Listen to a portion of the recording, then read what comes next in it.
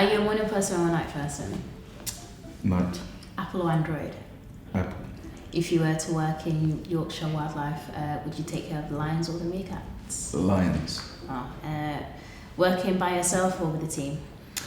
With the team. Okay. Enjoy winning or the pleasure of taking part? I enjoy the winning. The taking part's very important, but I enjoy the winning side of it. Okay. What was the key moment when you realised you had a passion for wanting to become a rugby player?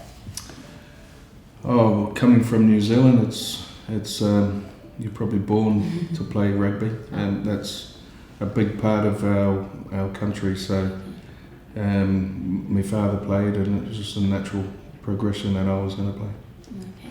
Okay. Being a professional in any sport, it comes with setbacks. What setbacks have you dealt with?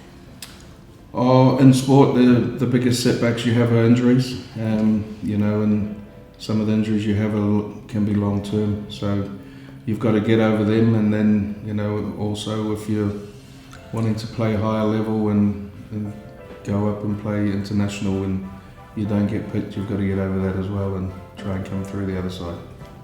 Okay. You have lived in Doncaster for the past 30 years, and would you say there are a lot of opportunities for young people here?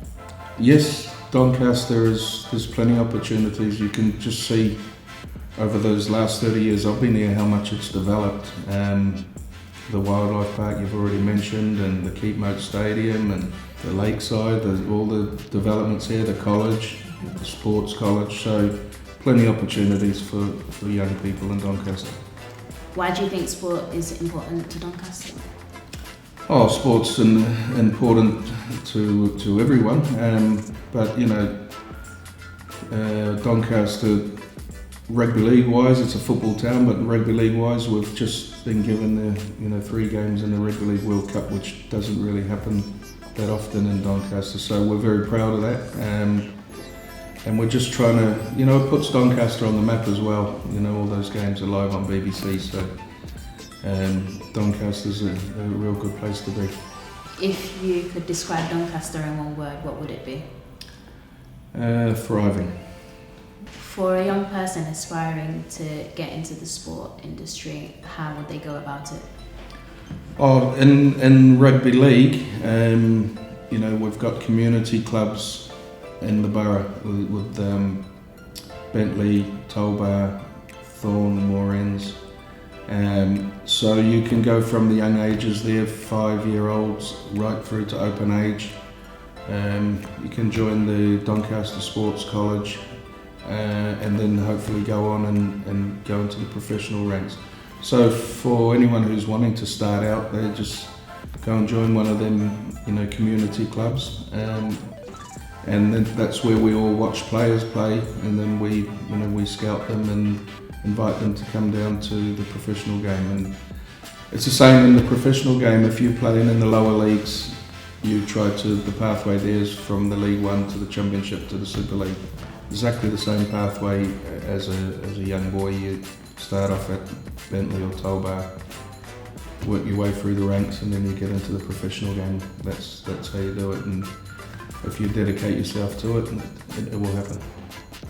What skills do you think are required or you look for in a young person aspiring to be in the industry? Well, each different position has a different skill set, so the big thing I keep talking about is the dedication and the commitment you give to the sport. You've got to do a lot of things right. When your friends are going out on the weekend, and as they become teenagers and all that and start going out and about, and you need to be staying home because you want to be playing rugby. It's those sort of skill or those sort of discipline that will help you achieve your goals. We've got a question from a primary school student. They'd like to ask you a question. Why did you take the job that you have now, and what's the best thing about it? Very good question. I think the reason I took the job is I was always involved in rugby league, and it's probably all I know. The best thing about it is it's the closest thing you can come to without playing.